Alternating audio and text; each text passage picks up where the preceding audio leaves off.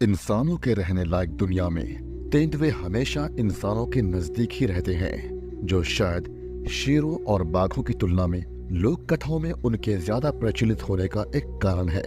नजदीक रहने के बावजूद तेंदुए में इंसानों के नजरों से ओझल रहने की एक अविश्वसनीय क्षमता होती है।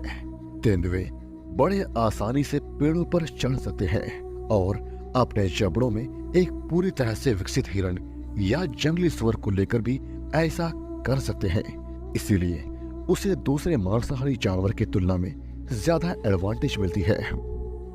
इतिहास गवाह है कि जब भी कोई जानवर, चाहे वह बाघ हो या फिर तेंदुआ हो, आदमखोर हुआ है, उसे इंसानों ने मार डाला है या उसे कैद कर लिया है। ऐसे में कई मासूम जानवरों को अपने ही प्रजाति के क्रूर हरकतों की कीमत चुकानी पड़ी है। जब भी किसी जानवरों ने इंसानी इलाके में दखल दिया है तो उसे या तो भगा दिया गया है या गोली मार दी गई है। बट काफी शिकारियों ने यह दावा किया है कि जब एक बाघ आदमखोर बनता है तो उसका मनुष्य के प्रति सारा डर समाप्त हो जाता है, जबकि एक तेंदुए का डर समाप्त नहीं होता, बल्कि जब वह आदमखोर बन जाता है तो वह हद से ज्यादा चालाक हो जाता है। अगर हम विकास की प्रक्रिया को देखें तो बाघ इंसानों से नहीं डरते हैं, उन्होंने बस समय के साथ उनसे बचना सीखा है। हजारों सालों से वे अपने अपने क्षेत्र में सबसे बड़े शिकारी के रूप में जंगल में राज करते आ रहे हैं और वे किसी से नहीं डरते। हजारों सालों के शासन ने उन्हें कॉन्फिडेंस से भर दिया है, इसीलिए जब वे आदमखोर होते हैं तो वे निडर हो जाते हैं। दूसरी ओर तेंदुए हमेशा से ही एक मायावी जीवन जीते आए हैं, क्योंकि जंगल में अन्य कंपटीशन के अलावा वे बाघों और शेरों से भी भागते रहे हैं, जिन पर वे कभी जीत हासिल नहीं कर सकते। एज ए रिजल्ट तेंदुओं के लिए अंधेरे में छिपना और घात लगाना बिल्कुल स्वाभाविक है। जिम कॉर्बेट द्वारा लिखी गई classic Kriti the man eaters of Kumaon में भी बाघ को असीम साहस वाले खतरनाक जानवर के रूप में वर्णित किया गया है। बाघ आमतौर पर दिन में शिकार करते हैं और तेंदुए रात में घात लगाकर हमला करते हैं। दोनों की आदतें एक जैसी हैं और वे शिकार के लिए एक जैसे तरीके अपनाते हैं। हालांकि एक ही समय में शिकार ना करने का एकमात्र कारण दोनों जानवरों की हिम्मत में अंतर है। क्योंकि बाघ इंसानों से नहीं डरता, इसलिए वह शिकार के लिए दिन के उजाले का समय चुनता है, जब वे सबसे अधिक सक्रिय और आसानी से उपलब्ध होते हैं। हालांकि बार बार शिकार करने के बाद भी तेंदुआ इंसानों से डरता है और दिन के उजाले में उनका सामना करने को तैयार नहीं रहता, इसीलिए वह अंधेरे में अपनी कार्य योजना को अंजाम देना पसंद करता है। इसलिए निडरता के कारण आदमखोर बाघ को मारना आसान हो जाता है। इसके विपरीत तेंदुआ जो सतर्क है और पहले से ही मायावी जीवन शैली से परिचित है, अगर आदमखोर बन जाए तो सबसे खतरनाक होता है। वह जितना अधिक समय तक आदमखोर के रूप में जीवित रहता है, उसे संभालना उतना ही मुश्किल होता है और शिकार करना भी। जैसा कि रुद्रप्रयाग का प्रसिद्ध आदमखोर लगभग 8 सालों तक जीवित रहा और इन 8 सालों में गढ़वाल हिमालय के पूरे क्षेत्र में दहशत का माहौल रहा।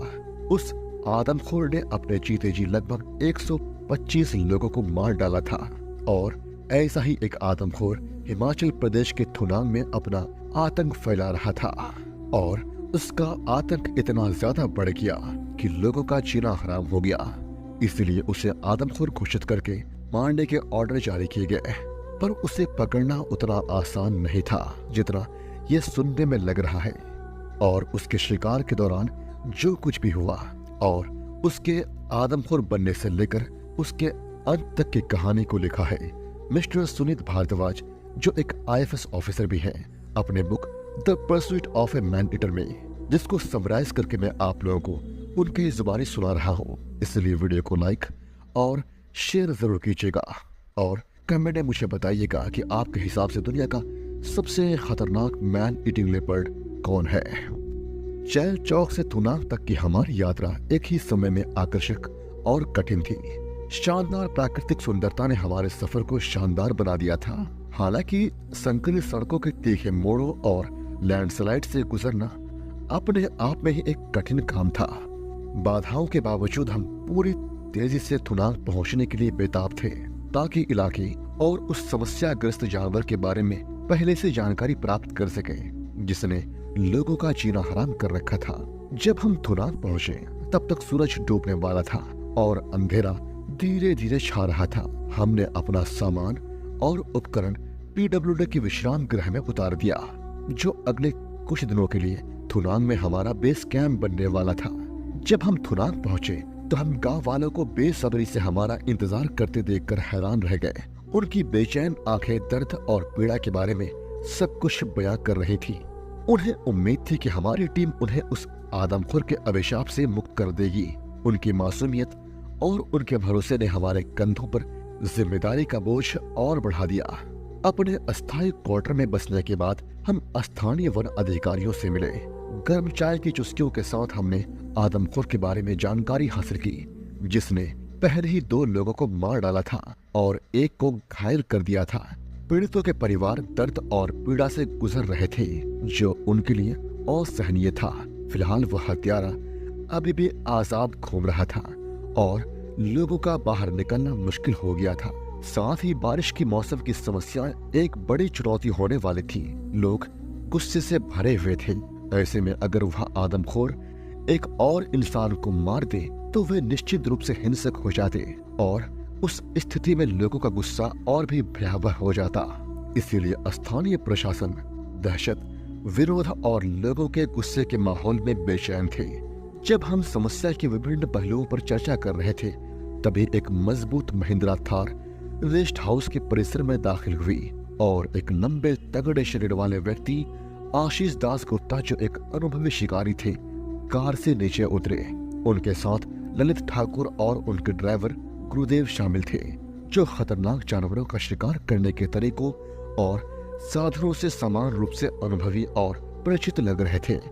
मेहमानों के साथ चाय का एक और दौर का आनंद लेते हुए जो अभी अभी आए थे, मैं आशीष दास गुप्ता द्वारा इलाके, घटनाओं और क्षेत्र में काम करने वाले जानवरों पर किए गए शोध से प्रभावित हुआ। उन्होंने पीड़ितों की तस्वीर हमारे सामने पेश की है जिसके बेसिस पर जो बातें कही गई वो काफी इंफॉर्मेटिव थी।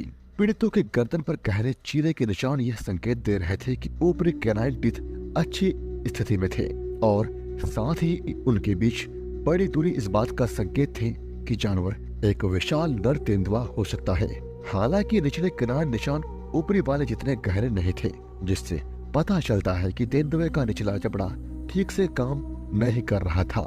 यह जानवर द्वारा मानव मांस को प्राथमिकता देने के संभावित कारणों में से एक हो सकता है। ये कुछ ऐसे फैक्ट्स थे जो केवल अनुभव वाला व्यक्ति पेश कर सकता था। हालांकि एक तेंदुआ अपने पकड़ को एडजस्ट कर सकता है सिचुएशन के अकॉर्डिंग, फिर भी आशीष दास ने जो बातें कही उसे इग्नोर नहीं किया जा सकता था। 2 लोगों की हत्याओं के बाद पूरा थुनांग क्षेत्र भय से ग्रसित हो गया। भय का यह माहौल इतना स्पष्ट था कि हम बाहर लॉन में चाय पीते हुए भी इसे महसूस कर सकते थे। अपने आगमन के पहले ही दिन हम यह देखकर आश्चर्यचकित थे कि हमारी आंखें और कान हर छोटी बड़ी बात को ध्यान से देख रहे थे और ऐसी चीजों को देख रहे थे जिन पर पहले कभी ध्यान देने की जरूरत नहीं पड़ी। मैंने खुद को पिछले कई सालों में अपने आसपास के माहौल के प्रति इतना चौकस नहीं देखा था और वहां बैठे अन्य लोगों का नजरिया भी इससे बहुत अलग नहीं था। तेंदुए का पहला शिकार 25 वर्षीय महिला थी जिसकी हत्या 18 जुलाई 2013 को ताजधार में की गई थी। दिन के आखिरी घंटों में जब मौसम खराब था, महिला खेत में अपने नियमित काम में व्यस्त थी।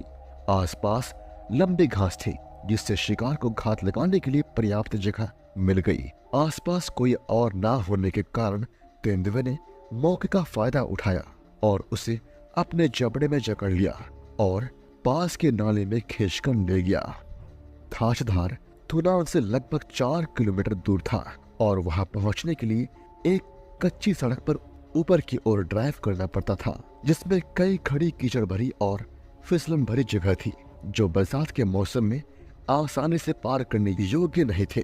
फिर बताना चाहूंगा कि थुनांग में सीढ़ीदार खेत आवासीय क्षेत्र से सटे हुए थे और वह महिला शायद उस क्षेत्र में काम करने में व्यस्त थी जब वहां छिपे इस जानवर ने छलांग लगाई और उसे अपने साथ ले गया।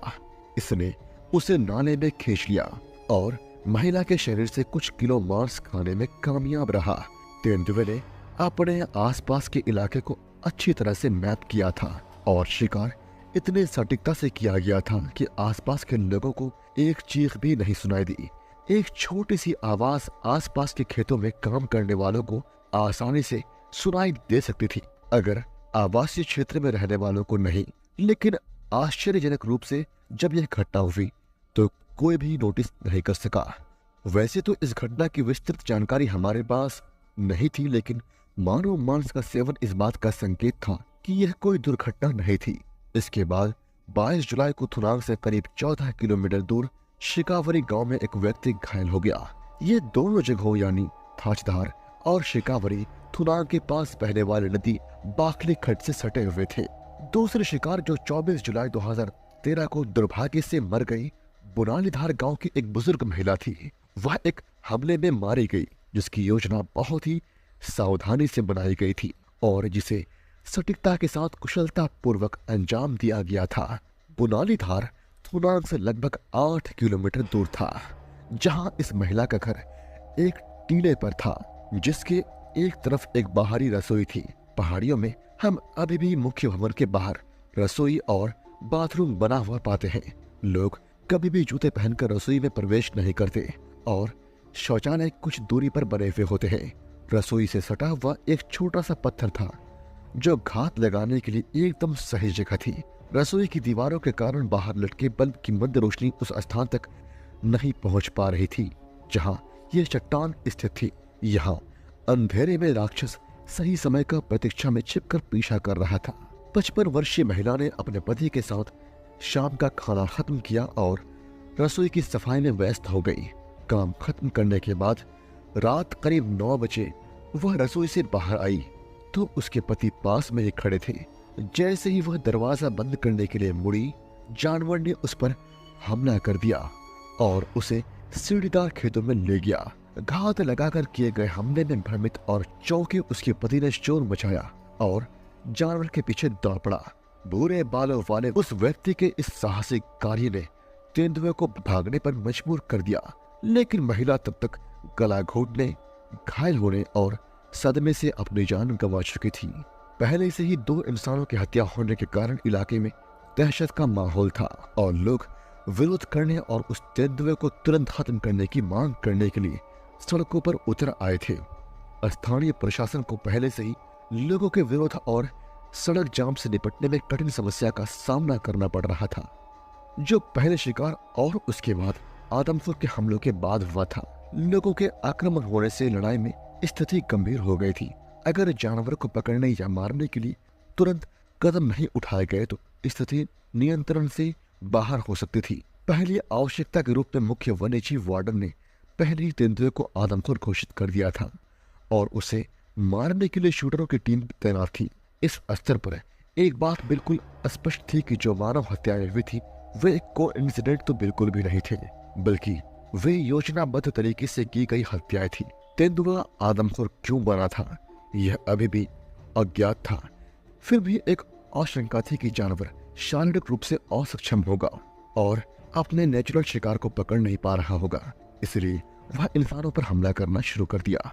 या फिर ऐसा भी हो सकता है कि जंगल में नेचुरल शिकार की कमी हो गई हो, जिसकी वजह से वह इंसानों को अपना शिकार बनाने लगा। हालांकि इस स्तर पर हमारे ऑपरेशन का ध्यान मानव जीवन को और अधिक नुकसान से बचाना और बिना देरी के इस संघर्ष की स्थिति का सामना सुनिश्चित करना था।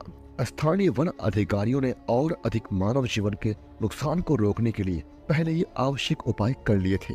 बैठक आयोजित की गई और लोगों को सावधान रहने और सूर्यास्त के बाद बाहर न निकलने के लिए सलाह जारी की गई। मुख्य रूप से छोटे बच्चों और महिलाओं के मामले में आवश्यक सावधानी बरतने पर जोर दिया गया। कई स्थानों पर जाल पिंजरे पहले से लगाए जा चुके थे और आसपास से और पिंजरे मंगवाए गए। आदमखोर तेंदुए की पहचान के बारे में जानकारी अभी तक स्पष्ट नहीं थी। हालांकि थुनांग क्षेत्र में आदमखोर तेंदुए के अस्तित्व और एक्टिविटी के बारे में कोई स्पष्टता नहीं थी और हमारी पहली प्रायोरिटी थी कि उस जानवर को जितनी जल्दी हो सके पकड़ना। और इसके लिए हमने जो कुछ किया वह सुनकर आपके रोंगटे खड़े हो जाएंगे। पर वह तेंदुआ उतना आसान शिकार नहीं था हमारे लिए जितना हम सोच रहे थे, और आगे जो कुछ हुआ वह दिल दहाड़ने के लिए काफी है। थोना के आसपास के गांवों में दहशत का माहौल था, क्योंकि यह इलाका आदमखोर जानवर के घेरे में था। किसी स्थिति के बारे में सुनने, उसके बारे में कल्पना करने और वास्तव में उसमें जीने में बहुत अंतर होता है। थुनाक आने से पहले मैं भी नहीं सोच सकता था कि एक आदमखोर जानवर के लगातार खतरे में रहने वाले व्यक्ति की मानसिक स्थिति क्या होगी। हम स्थिति की गंभीरता को तभी समझते हैं जब हम सीधे उसके सामने होते हैं या हमारे किसी चाहने वाले के सिर पर तलवार लटकती है। जब हम तुराग पहुंचे तो हमें हवा में डर की गंध आ रही थी। हालांकि जिस गेस्ट हाउस में हम ठहरे हुए थे उसके लॉन में हाई वोल्टेज लैंप की अच्छी रोशनी थी, फिर भी हवा में हमेशा बेचैनी रहती थी जो हमें सावधान रहने के लिए आगाह करती थी। जब भी हमें अपने सुरक्षित ठिकाने से बाहर निकलना होता था तो हमारे कान और आंखें आसपास की छोटी छोटी चीजें और आवाजों को सुनने के लिए खुले रहती थी। तेंदुए के पहले हमले के बाद लोगों ने देर रात तक बाहर निकलना कम कर दिया था, और अब उनमें से कई लोग दिन में भी बाहर निकलने में सहज नहीं थे। मवेशियों को चराना, घास काटना और ईंधन की लकड़ियां इकट्ठा करना जैसे साधारण काम भी बंद हो गए थे। हालांकि इस डर ने लोगों को ज्यादा से ज्यादा सामाजिक मेलजोल का मौका दिया। सामाजिक मेलजोल एक और ऐसा क्षेत्र है जिस पर आधुनिक तकनीक और विकास के आगमन का प्रतिकूल असर पड़ा है। यहाँ तक कि गाँव में भी लोग टीवी या अपने स्मार्टफोन के सामने ज्यादा समय बिताने लगे हैं। लोगों के ज्यादा से ज्यादा तकनीक और आत्म केंद्रित होने के कारण बातचीत के स्तर में काफी गिरावट आई है। हालांकि आदमखोर के डर ने उन्हें समूह बनाने और ईंधन की लकड़ियां इकट्ठा करने, घास काटने और भविष्यों को चराने जैसे दैनिक काम करने के लिए सामूहिक रूप से आगे बढ़ने के लिए प्रेरित किया। थोनाक की शामें मुझे हमेशा रोशनी के त्योहार की याद दिलाती है, जब आसपास आतिशबाजी की चहल पहल होती है। देर शाम को कोई भी आसानी से आतिशबाजी की जानी पहचानी आवाज सुन सकता था, जैसे कि रोशनी के त्योहार यानी दीपावली के दौरान सुनाई देती है, जिसे भारत में बहुत उत्साह के साथ मनाया जाता है। लेकिन यह आवाजें इस इलाके में आदमखोर तेंदुए के आतंकी कहानियों की गवाह थी। तेंदुआ इतना शातिर होता है कि उसे एक बार में नहीं देखा जा सकता। इसकी मौजूदगी का अंदाजा लगाना मुश्किल है, और रात के समय तो इसकी संभावना और भी कम होती है। क्योंकि हर कोई डरा हुआ था और जानवर कहीं भी हो सकता था, इसलिए लोगों ने जानवर को अपने इलाके से भगाने के लिए पटाखे जलाए। कुछ लोगों ने इंसानों और मवेशियों की सुरक्षा के लिए तेंदुए को दूर रखने के लिए पटाखे जलाए, जबकि कुछ ने घर के किसी सदस्य के शौच के लिए बाहर निकलने पर पटाखे जलाए। जैसा कि पहले बताया गया है, शौचालय आमतौर पर घर से बाहर बनाए जाते थे या कई मामलों में तो होते ही नहीं थे, इसलिए लोगों के लिए शाम के समय शौच जाना वाकई डरावना था।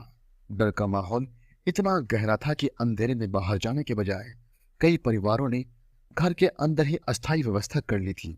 आतंक का सबसे बड़ा असर ये हुआ कि जिन लोगों ने अभी तक शौचालय नहीं बनवाए थे उन्होंने जल्दी जल्दी काम शुरू कर दिया। अगर शौचालय बनवाने पर कुछ हजार रुपए खर्च करने से सुरक्षा मिल सकती है तो कोई भी अपनी जान जोखिम में नहीं डालना चाहेगा।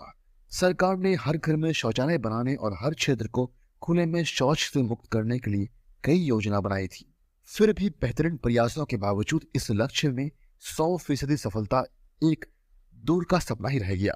लेकिन मायावी शिकारी द्वारा फैलाए गए आतंक ने इस बेहद जरूरी कार्य को करने में मददगार साबित हुई।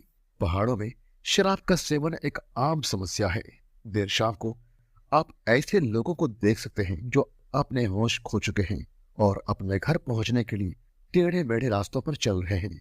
उनमें से कुछ तो अपने घर तक पहुंचने की स्थिति में भी नहीं होते, और अगली सुबह उठते ही वे खुद को किसी दुकान, गौशाला या सबसे खराब स्थिति में रास्ते में किसी नाले में पाते हैं। इन निर्दयी गैर जिम्मेदार लोगों के परिवार चुपचाप सहते रहते हैं।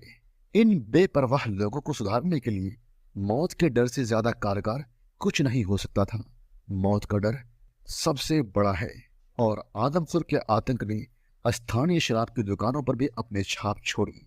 जैसे ही सूरज डूबने की कगार पर पहुंचा, थुनांग में कर्फ्यू जैसी स्थिति बन गई। शाम को चहल पहल से भरी छोटी छोटी दुकानें सूर्यास्त के बाद वीरान हो गई, क्योंकि हर कोई सुरक्षित और जिंदा घर पहुंचना चाहता था। देर रात तक ताश खेलना भी एक ऐसा काम था जो लोगों को उनके घरों से दूर रखता था। इस पर भी आदमखोर ने हमला किया। इसलिए पुरुष लोग चाहे शराब पीते हो या नहीं, जल्दी घर पहुंचने लगे और अपने परिवार के साथ ज्यादा समय बिताने लगे।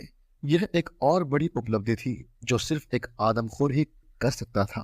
पहाड़ों में कुछ लोगों का मानना है कि जंगलों में जो आदमखोर तेंदुए घूमते हैं उसे फॉरेस्ट डिवीजन ने जंगल में छोड़ा है ताकि लोग सुधर जाएं।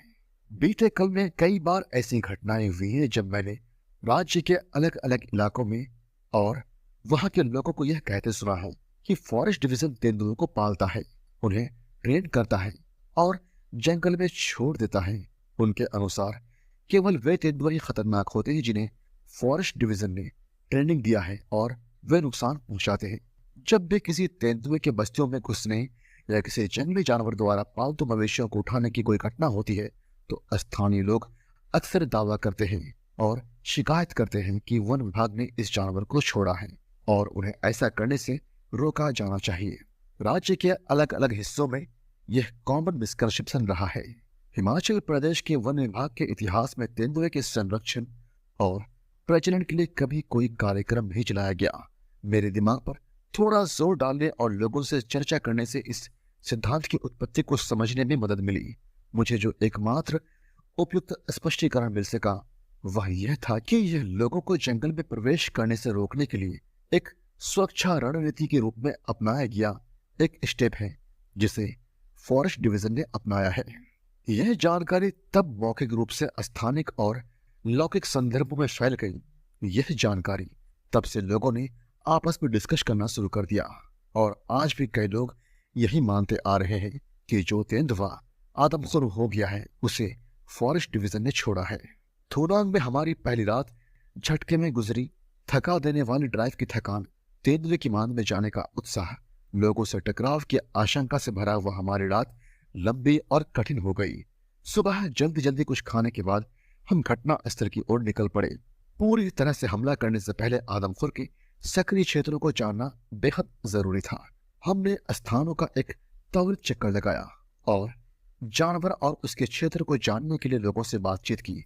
सुबह जल्दी उठने से तेंदुए के पैरों के निशान नहीं मिल पाए। रुक रुक कर हो रही बारिश ने नरम जमीन पर निशान को धुंधला कर दिया और ज्यादातर पैरों के निशान ढलान से नीचे बह गए थे। हमने यह भी पाया कि चलने के लिए कई रास्ते पक्के थे और बाकी या तो पथरीले थे या घास से भरे हुए थे, जिससे तेंदुए या किसी भी जानवर के पैरों के निशानों को कैद करने की बहुत कम गुंजाइश थी। पगमार्क इंप्रेशन पैड बनाने का दायरा भी सीमित था क्योंकि बीच बीच में बारिश हो रही थी। पगमार्क जानवर की सही पहचान करने में बहुत मददगार तो नहीं होते, फिर भी वे निश्चित रूप से हमें उसके आकार और जानवर की उम्र के बारे में एक रफ आइडिया जरूर देते हैं, जिसे अन्य फैक्ट्स के साथ जोड़कर यह पता लगाया जा सकता था कि जानवर नर है या मादा है। इससे हमें जानवर के स्थान के बारे में पता चलता। आदमखोर की पहचान करना एक कठिन काम था। एग्जैक्ट जानवर को पहचानने के लिए और भी इंफॉर्मेशन की जरूरत थी जो हमारे पास नहीं थे और ना ही ग्रामीणों के पास थे। गांव के स्थानीय लोगों द्वारा साझा की गई जानकारी और इनपुट के आधार पर हमने क्षेत्र का सर्वेक्षण किया। हमने क्षेत्र का जायजा लिया और कुछ स्थानों पर कैमरा ट्रैप लगाने का फैसला किया। फिर हमें एहसास हुआ कि इस इलाके और मौसम की स्थिति में आदमखोर की पहचान करना सचमुच एक कठिन काम होने वाला था जो कई हफ्तों या महीनों तक चलने वाले थे। हमारी सबसे बड़ी प्राथमिकता आदमखोर तेंदुए को पकड़ने के लिए हर संभव प्रयास करना था। हालांकि मुख्य वन्यजीव वार्डन ने उसे आदमखोर घोषित कर दिया था, फिर भी ईमानदारी से इस समस्या को क्रिएट करने वाले उस जानवर को हम पकड़ना चाहते थे। हमने रणनीतिक स्थानों पर जाल के पिंजरे लगाने शुरू किए। ट्रैंकुलाइज करने के लिए सभी उपकरण थुनांग लाए गए। अब उस तेंदुए की तलाश जारी थी जिसे हम पकड़ना चाहते थे और मुख्य रूप से मानव बस्ती से बाहर ले जाना चाहते थे, जो शुरू में और ऐतिहासिक रूप से उसका अपना था। डॉक्टर सुशील सूद पहले से ही अपने ट्रैंकुलाइज उपकरणों और औजारों से लैस थे। जानवर को पकड़ने के लिए हम चाहे जितने भी तैयार क्यों ना हो, थुनांग के इलाके में पहुंचने और उसका सर्वेक्षण करने पर हमने महसूस किया कि इलाके और घनी वनस्पतियों के ढलानों में जानवर को डांट से मारने के लिए मुश्किल से ही कोई जगह बची थी। साथ ही हमें जानवर के साथ शूटर की सुरक्षा का भी ध्यान रखना था। वहां पर लंबी घास और झाड़ियां थी जो तेंदुए पर किसी भी नशीली दवा से भरे तीर को आसानी से रोक सकती थी। इसके अलावा दवाओं को अपना असर दिखाने में कुछ समय लगता है और ऐसा होने पर तेंदुआ या तो खुद को या इससे भी बदतर शूटर को नुकसान पहुंचा सकता है। एक आजाद घूमने वाले आदमखोर तेंदुए को डांट से मारने का कोई भी प्रयास, जिसे आमतौर पर सामान्य तेंदुए से ज्यादा चालाक और होशियार माना जाता है, कई बार विनाशकारी हो सकता है। इस आजाद घूमने वाले आदमखोर तेंदुए के मामले में ट्रैंकुलाइज करने का ऑप्शन अब हमारे पास उपलब्ध नहीं था। इस समस्या से चुनौती मिलने के कारण हम सब एक मुश्किल हालात में थे। जानवर की पहचान में लंबा समय लग रहा था, जिससे गांव के सीधे साधे लोगों में भय का माहौल और भी बढ़ गया था। हम इस समय उस आदमखोर तेंदुए द्वारा किसी और इंसान की मौत को बर्दाश्त नहीं कर सकते थे। सच तो यह है, आदमखोर तेंदुए की पहचान अभी भी अज्ञात थी। यह नर, मादा, वयस्क, सब एडल्ट या यहाँ तक कि एक बूढ़ा तेंदुआ भी हो सकता था। कंजर्वेशन के प्रिंसिपल के अनुसार एक जानवर भले ही वह आदमखोर हो, संदेह का लाभ पाने का हकदार है। इसीलिए मामले की गहन जांच से पहले किसी भी जानवर को गोली मारना उस दृष्टिकोण से बहुत कठोर होता।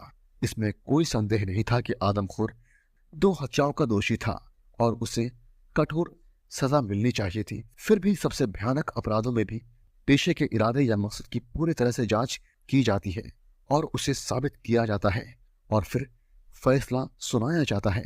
और अगर इस बात को माने तो जो तेंदुआ आदमखोर हुआ है उसके पीछे कहीं न कहीं इंसानों का हाथ है। इसीलिए वे आदमखोर तेंदुए को फांसी पर लटकाने के बजाय आजीवन कारावास की सजा देने की वकालत कर रहे थे। शुरुआत में हमारे पास चुनने के लिए 3 ऑप्शन थे। पहला ऑप्शन था आदमखोर तेंदुए के जाल के पिंजरे में फंसने का इंतजार करना। दूसरा ऑप्शन था कैमरा ट्रैप की मदद से आदमखोर को पहचानना। तीसरा ऑप्शन यह था कि आदमखोर जिस इलाके में ज्यादा एक्टिव था उस इलाके में अगर कोई भी लेपर्ड नजर आए तो उसे मार दिया जाए। हालांकि तीसरा ऑप्शन एक सही ऑप्शन तो नहीं था, पर हमारे पास उस मोमेंट में यही सबसे बेस्ट ऑप्शन था, क्योंकि वह आदमखोर जितने दिनों तक जिंदा रहेगा वह उतने ही लोगों का और शिकार करेगा। आखिरकार इन गांव वालों की जिंदगी मायने रखती है। आफ्टर ऑल इनका जीवन प्राकृतिक संरक्षण से प्रभावित होते हैं। ये वो लोग हैं जो हर दिन वन्य जीवों के करीब रहने के खतरा का सामना करते हैं। ये वो लोग हैं जो जंगल के डरावने परिदृश्य से गुजरते हुए खामोश रास्तों पर अकेले चलते हैं। इसीलिए हमने लास्ट ऑप्शन को चुना और उस पर काम करने के लिए हम आगे बढ़े। दोस्तों, आगे क्या हुआ जानेंगे अगले पार्ट में। तब तक के लिए वीडियो को लाइक और शेयर जरूर कीजिएगा।